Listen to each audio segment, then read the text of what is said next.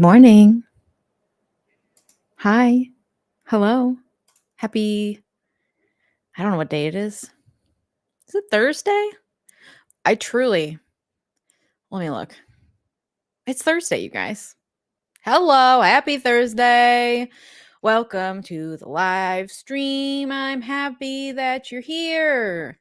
Moira's not here because she has been wily all morning. We love that for me. So she's in the other room because she's trying to beat Bubbles up. And I had to separate the girls. So Bubbles is in here being a sweet little angel.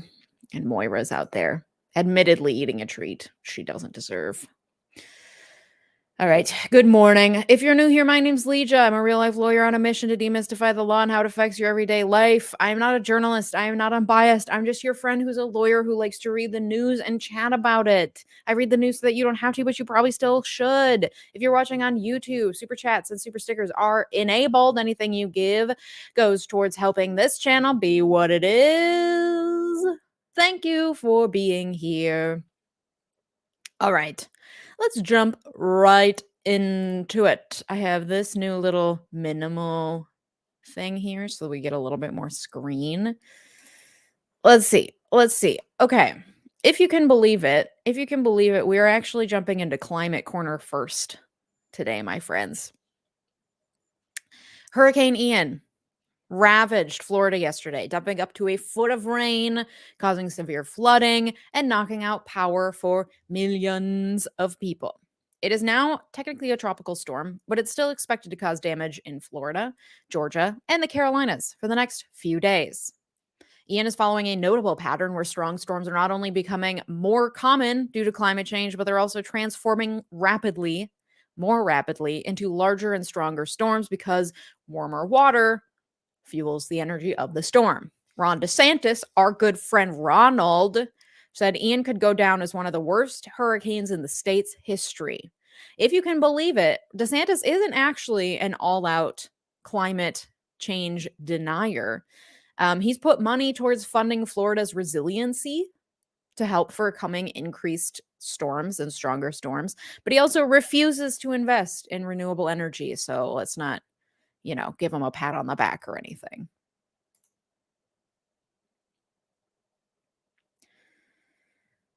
You hate to see it.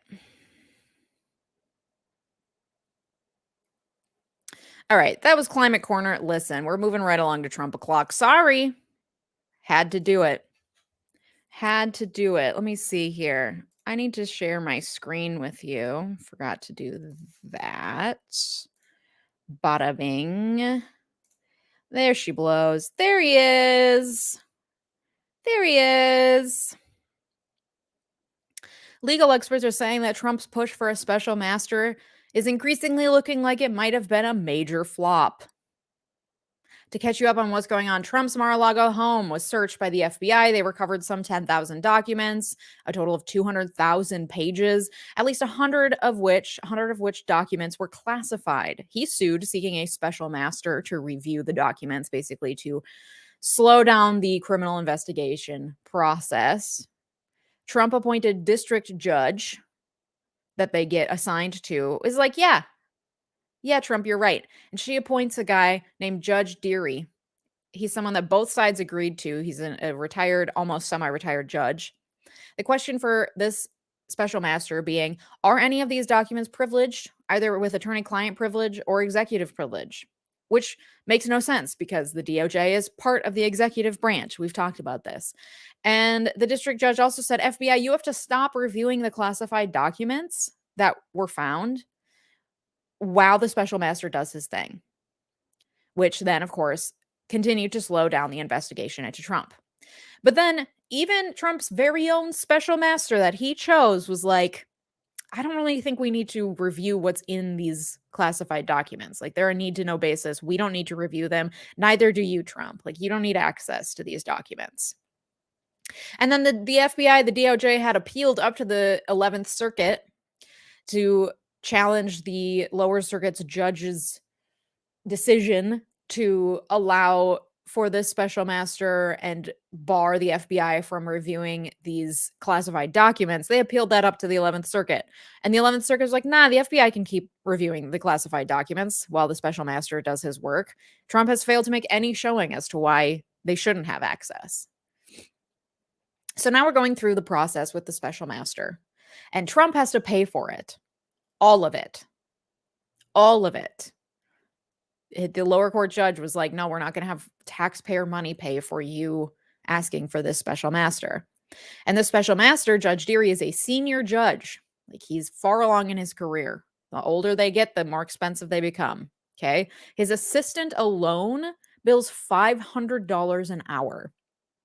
And they had to hire an e-discovery vendor, e-discovery being electronic discovery. It's a way to exchange documents electronically as opposed to having to exchange boxes of documents. It's what is the industry standard at this point. Well, there are special vendors that do that because it's a special process. They had to hire that special vendor who will then need to scan all 200,000 pages so that they can then be reviewed. Then there's, of course, Trump's own attorneys who'll have to go through those 200,000 documents to find the objectionable ones. And Judge Dearie has ordered that by this Friday, so tomorrow, Trump needs to submit a declaration verifying that the list of inventory that the FBI created showing what was seized from Mar-a-Lago, he needs to go through that list and say, yes, this was taken, or no, this was not taken. Which means he'll need to swear under oath that, yes, these classified documents were indeed at my home and taken from my home, which would then potentially be used in the future against him. And goes against what he said publicly on places like Fox News, that the FBI planted fake evidence in his house. You can go on Fox News and say what you want, but when you're in court, there's a fun little thing called perjury, my friends. And Judge Dearie, the special master, is asking Trump's team to go through and actually identify documents that they claim to either be attorney-client privileged or executive privileged and tell him why. And his lawyers are like, but that's not what Judge Cannon, the lower court Trump judge who appointed the special master, that's not what mommy said to do. And he's like, I don't know, man. You say they're executive privilege, you got to prove it. Trump brought this proceeding. He started it. He needs to back it up with something. So that's where we're at with the Mar-a-Lago documents. Things are starting to kind of close in on old Trump. His strategy of dragging his feet not really working very well, it turns out, because he's trying to get like a judge with a very long tenure to kowtow to him. And luckily, there are still people in this world who won't do that, even ones that he himself picked, which is why I think the DOJ was like, yeah, we'll do Judge Dearie. Like, yeah. So, feel of a giant backfire. You'll love to see it. I think I might. Okay. Yeah, the special master would cost a lot of money. And Trump is solely responsible for the bill. Also, look, I blew up the words a little bit bigger now so that you can actually read them. All right, let me look at your comments. Yeah, how much are Americans paying for this? I mean, we're definitely paying for the expense of all of the lawyers who are working on this case for the DOJ. But Trump's paying for the special master at least. At least.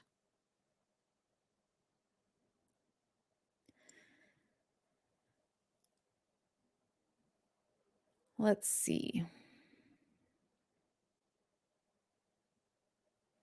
Put up or shut up. Hello to you in Colorado. I know. Wish you could be fine with the perjury only applies in court. Defamation is where you could go and say, unfortunately, Trump, when he says that the FBI planted things, isn't really defaming a person. I don't know if the FBI can sue for defamation. Probably not, because it's a governmental entity. And we're pretty scared about the government being able to censor speech. You do love to see it. You love to see karma. That's right. You mean I can't just declare it and get what I want. You mean even being an ex-president, it isn't any fun? Trumpy Wumpy's having another bad day. Throw him in the trash. Excellent. I'm glad this is working. Intro is a bop. Thank you.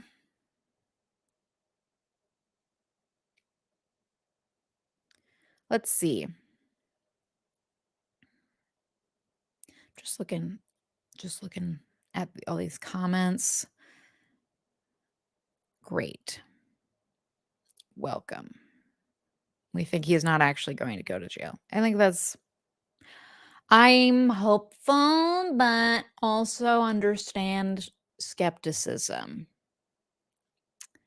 Understand any skepticism. All right, we're moving on from Trump o'clock. We're going into the abortion portion. Yes. It's never not something. You know what I mean? Last Friday, an Arizona judge reinstated an abortion ban from 1864, which he said should take precedence over a 15-week ban that the Arizona legislature passed earlier this year. Make it make sense. The law is literally from the Wild West. 1864 is before Arizona became a state. This is like literally Oregon Trail times.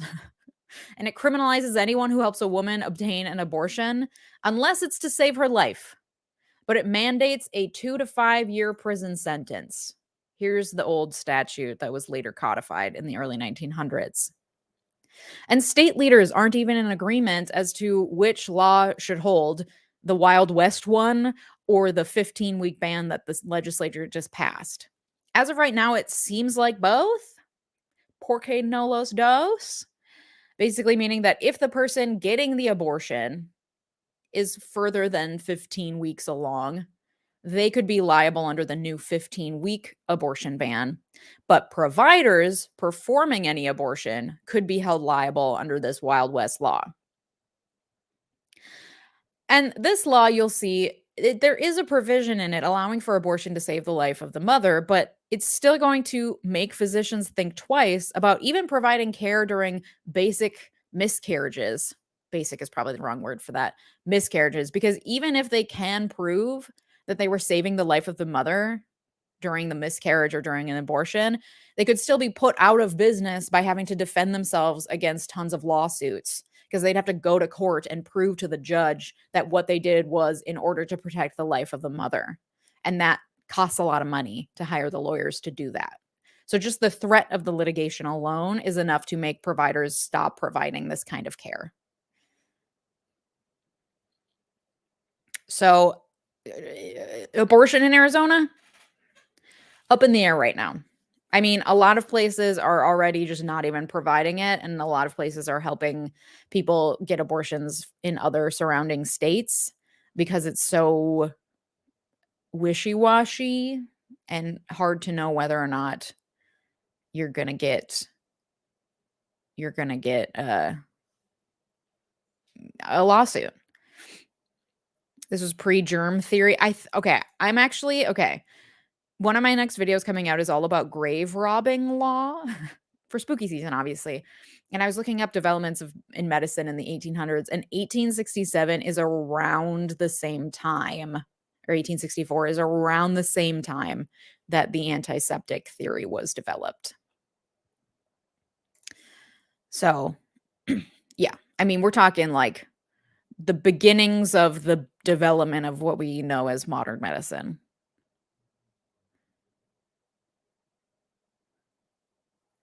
Yeah, you hate certain weeks. It's very common for people not to know. It's just yeah. It's just not something that legislatures should be legislating because it's between you and your doctor.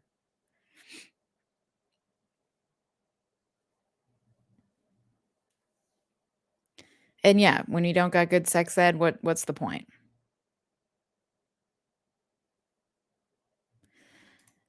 how can this judge practice? The thing is, the judge is saying that like this older law takes precedence over the new law because this older law has been on the books for longer and the new law didn't explicitly outlaw this, I guess.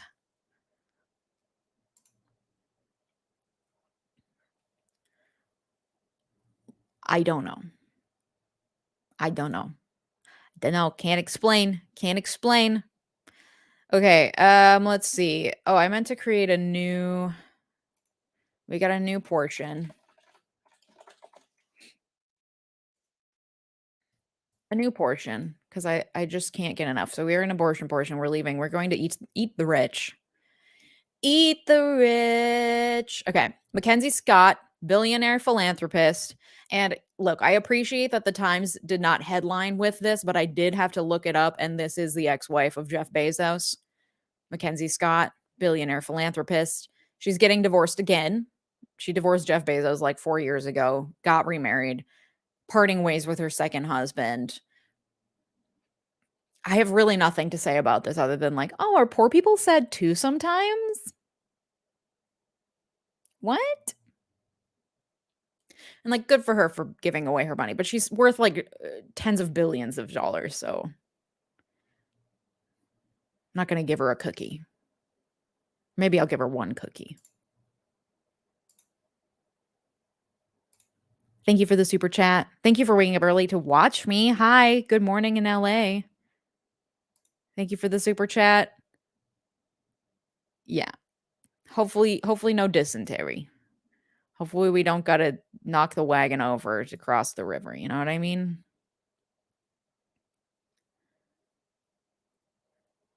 Yeah, the Dead Pope video, it came out yesterday, baby. You can go watch it right now.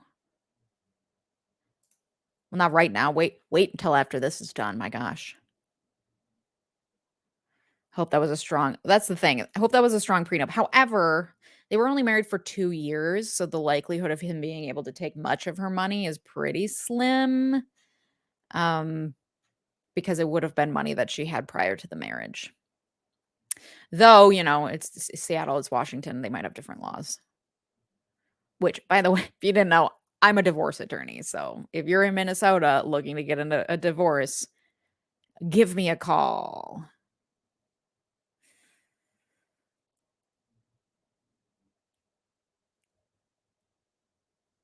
All right. Oh, Marjorie Greene's husband is also divorcing her? Good for him. Good for him. Yeah, everyone go watch the Vox Law YouTube videos. I made them for my firm.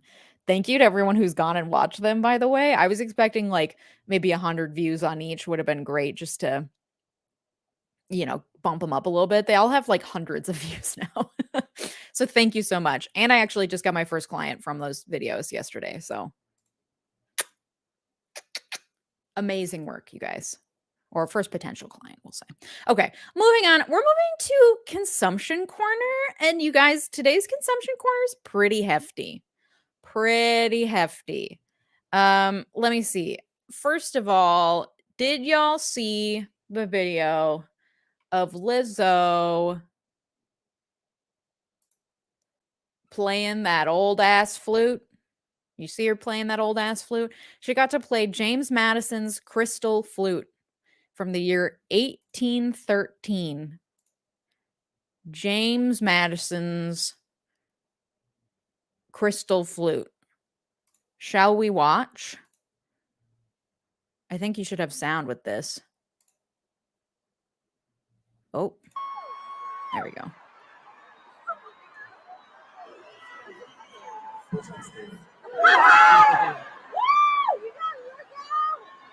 It's crystal. It's like playing out of a wine glass, bitch.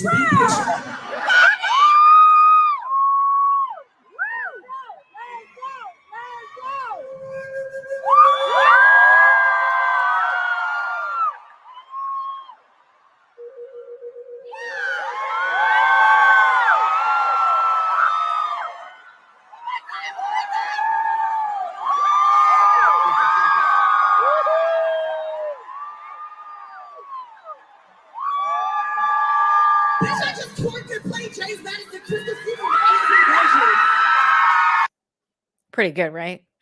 I think James Madison would be fucking rolling in his grave to know that a fat black woman is on stage in that outfit twerking with his crystal flute. And you simply love to see it, my friends. I don't know how she plays with those nails, right? Unreal. Iconic. Yes. Yes. Oh, the scandal with the Try Guys, you say? Interesting that you should say that because I am also about to talk about that. Let's do it. Let's do it. Yeah. Yeah. Try Guys. You've already heard probably. I'm a big Try Guys fan. If you're not and you don't know what's going on, the Try Guys were born of BuzzFeed. 2014-ish. At BuzzFeed's peak, started their own YouTube channel. It's 4 guys. They try things. The Try Guys. There's 4 of them. Ned was one of them. They have grown a ton in the last few years. They have like 7+ million subscribers. They have a huge like business, like media empire from this. Ned Fulmer is one of the 4, like one of the pillars who founded this. Try Guys are not the Try Guys without all 4 of them. And he video surfaced of him making out at a club with one of their employees, Alex of the Food Babies. So not just like a random employee, like a very front-facing public employee who is also appears in their videos regularly. And yes, it was a pillar of his brand that he loves his wife and that he's a family man. He's a family man. And that happened. There was always, I mean, I don't know about skeevious. I definitely got vibes sometimes that I was like, he's funny. I like him. But then sometimes he'd be like, he'd go farther than I expected him to go in a way that I was like there's some impulse control issues that I'm gathering from. Like, whoa, Ned, take a beat is often how I felt sometimes. Or it was just like out of character when he would say things and I'd be like, what? Or he would do things like the last Eat the Menu that I saw him on. I think it was like Eat the Stadium, the Yankees stadium. He just immediately took his shirt off at no prompting. And it was like just little things like that I'm like, there's some impulse control happening here. I don't know if it's an addictive personality. I don't know if addiction's an issue here. We don't know. Yeah, the wifey guys are sus. There's a lot of parallels being drawn with Adam Levine right now. We're seeing a lot of men cheating on wives. People have bad vibes about him. Yeah, I mean, from a legal standpoint, he made a statement. I didn't see it on here, but he made a statement that it was between consensual adults. But I mean, there's still any HR professional would say this is a real quagmire you've gotten us in. Please refrain from, like, there's a reason why people are told to refrain from inter-office dating, especially a higher up dating. Like the power dynamics are questionable enough, so who knows if anything legal will come out of this, but it might be the implosion of the Try Guys because it's like, who are they without all 4 of them? If there's 3 of them and Eugene's been off doing his own thing too, so what, it's just Keith doing Eat the Menus over and over and over again? So I don't know what they're gonna do. I do kind of wonder if they had some sort of contingency plan in place, if one of them wanted to leave, because I know Eugene's been like doing his own thing lately. So maybe they had already thought about like what happens if one of us leaves or if we're no longer Try Guys, what can we do? So I don't know if there's going to be like a channel rebrand or if it's going to be like, we're going to leave this channel as an archive of all of our stuff and we're each going to go our separate ways and do our own things. I feel like Keith could build a huge following on his Eat the Menus alone on a separate channel and be fine because each one of those gets like at least 2 million views. I know, right? That's a good joke. It truly is the Try Guys now.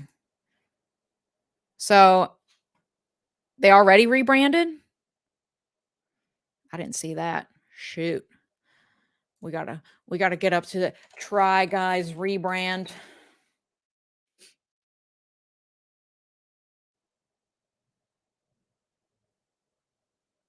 I don't know. I'm not seeing it. But oh, wait, what's this? Sorry, I'm just Googling things now and you get to sit and watch me Google stuff. You tell me. I can't see anything. The Trice. No. Are you kidding? Oh, just the logo is the Triceratops? Okay.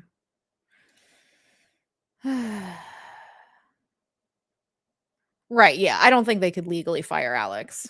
No. I think that's why they did away with Ned immediately because they were like, this is the only way to handle this. So I don't know if they're gonna just settle things, but I don't know. It's a mess. It's a mess, y'all. All of the channel and social branding rebranded to the Triceratops. Yeah. Lord knows what a mess. Okay, we got more consumption corner though. I know this is fun to talk about. I got other shit I want to talk about. Okay, in literal consumption, the FDA has announced a new definition of what counts as healthy. It wants to start changing how food brands can label what is and what is not healthy. So it has to follow certain federal guidelines and if it doesn't, then it can't say anywhere on the packaging that it's healthy. Meaning like no more than 1 gram of saturated fat, 230 milligrams of sodium, 2.5 grams of added sugars. It's aimed at helping consumers more easily navigate nutrition labels and make better choices. But my problem is this. Why don't we just fucking regulate the food industry? Not just the labeling so that it puts the onus entirely on consumers to know what is and is not healthy. What if we regulated the food industry the way that it's regulated in Europe, where there's like banned chemicals and stuff? I keep seeing so many things from people. I saw a TikTok the other day of a lady who was like, I've been lactose intolerant in the US. I went to Greece and ate my fucking body's weight in cheese. Felt like $1,000,000. Came back, ate 1 piece of goat cheese, and I've been shitting my brains out all day long. Like, what is in the food here? Why are we so bad at regulating it? Why are we putting all the onus on consumers to know the number of milligrams, like, yes, of course, look at the labels, be smart about it, but like food literacy and education is exceptionally limited. Food deserts are a real thing, though I heard that they're not supposed to call them deserts anymore. I can't remember what you're supposed to call them now. Like, there's a lot of reasons why people don't have access to good nutrition that don't revolve around whether or not the package is labeled correctly. You know what I mean? And I know why we're not regulating the food industry. It's because they have money and they have insane amounts of money that they put towards lobbying. So it's never going to happen. But somewhere down here, yeah, 6 in 10 American adults, 60% of American adults have chronic lifestyle related diseases, often stemming from obesity and poor diet. This is not because we're lazier than the rest of the world. This is not because, like, in part, it's because our culture prizes convenience over all else, and because it prizes a 9-to-5 desk job above all else. And so just our level of activity and ability to be active has gone down. But that's the same in a lot of the rest of the world. It's not because we're stupid and lazy and we just don't get labels here. Something is in our fucking food. Not to be a fearmonger. I'm just saying I'm currently going through a like whole, god damn it, this thing always pops up. I'm going through a whole health thing right now myself. And so this is like it's hitting a fucking nerve because I'm a highly educated individual for US standards. I am a person with a law degree. I can't stop gaining weight. I have been exhausted for a year straight. And I went to my doctor and all my blood results were fine. I was diagnosed as obese based on my BMI, and they offered no help beyond, I don't know, see a nutritionist. And it took me paying a lot of money out of pocket to go to a metabolic specialist to help me figure out what the fuck is wrong with me and order the tests that I needed to figure out that I have an insane hormone imbalance, probably PCOS, and an overgrowth of all sorts of bad bacteria in my gut from Lord knows where, that now I'm doing a whole reverse elimination diet to try to fucking fix. And this is all something that I have to do out of pocket of my own volition to heal myself from whatever the fuck it is that's going on in this country. And I know it's not 100% food related. Some of it is just in my body. Some of it is stress related because the pandemic and everything else and my job, etc. But something's wrong. Something's wrong. It's really hard to be healthy in this country. And I am going on day 3 of a pretty much vegetables only diet, so I'm fucking pissed. Today's Brussels sprouts day, which is actually better than broccoli was day 1. That was fucking sucked. Anyway, my point being, we're not doing well here. 6 in 10 people, 60% of people in the US are suffering from a chronic lifestyle-related disease, meaning we didn't inherit it. Something's in the food or water or society that's fucking us up. It is hard to be healthy here.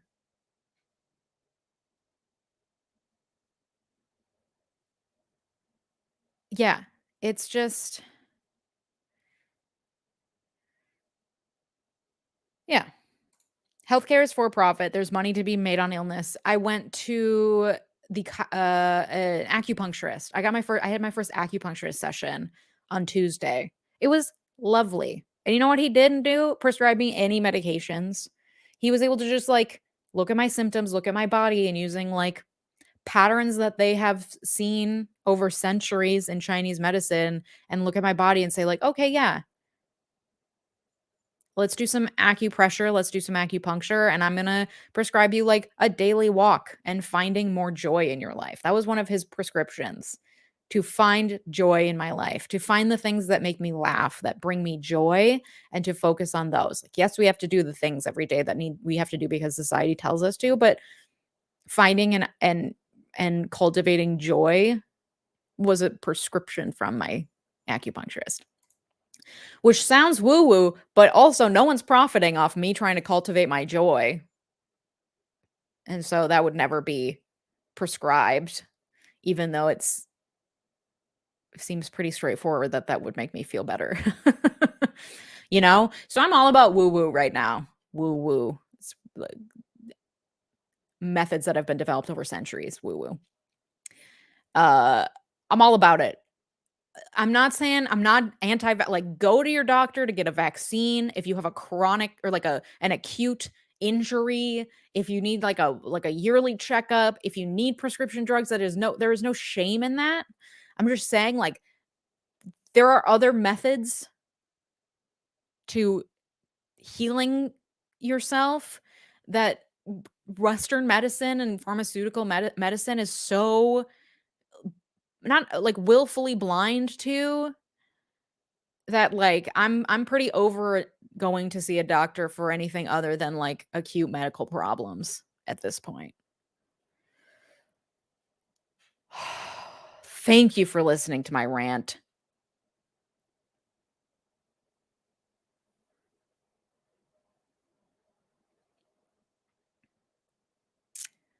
I'm just reading all of your messages. Yeah, hybrid approach, totally valid. I'm still on my Wellbutrin, you know. We just out here trying to fucking live. So, thank you for being here. Oh, I had one more thing. One more thing in Consumption Corner. Hello. Hello. Hold on. Let me share this. Y'all know who �奧𝗫𝗏𝗧 is? First of all, Dahmer. Dahmer is Netflix's biggest premiere since the season 4 of Stranger Things. Who's watching this shit? First of all, I don't need it. Thank you for the super chat. If you want to try my recipes for some tasty foods, love it. Yeah, you can eat vegan and it's also can be delicious, turns out. I've tried it. It's pretty good. So Dahmer. There has been, I don't know if you know who �奧𝗫𝗏𝗧 is. He's this grandpa-like comedian. And people are comparing him with the voice that Jeffrey Dahmer uses, or that the actor uses to portray Jeffrey Dahmer. Spoilers, I guess, but I feel like it's up. Maybe it's right here. Hold on, just listen to him talk. What happened? Or something ain't right. Even the walk. What? What's going on? Do you know this kid? Yes, sir. This is my boyfriend. Boyfriend? He came out of his apartment. He was talking crazy. He's butt naked and he doesn't know what's going on.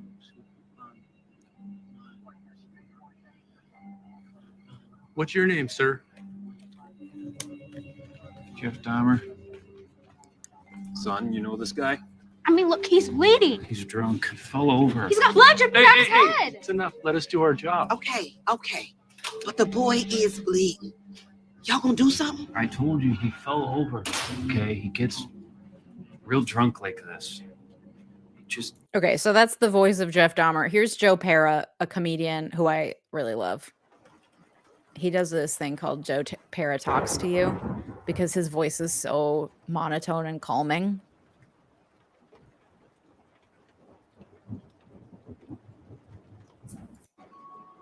Touchdown. Hello, my name is �奧𝗫𝗏𝗧. And did the thunder wake you too? Or was it something else? Perhaps you're nervous about starting something new. I just think it's a fun thing. Not the Dahmer.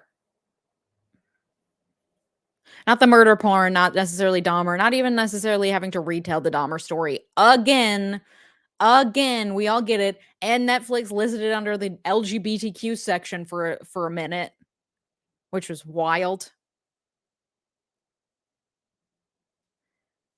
But they do look very similar, and the actor is making his voice sound very similar, which is very funny.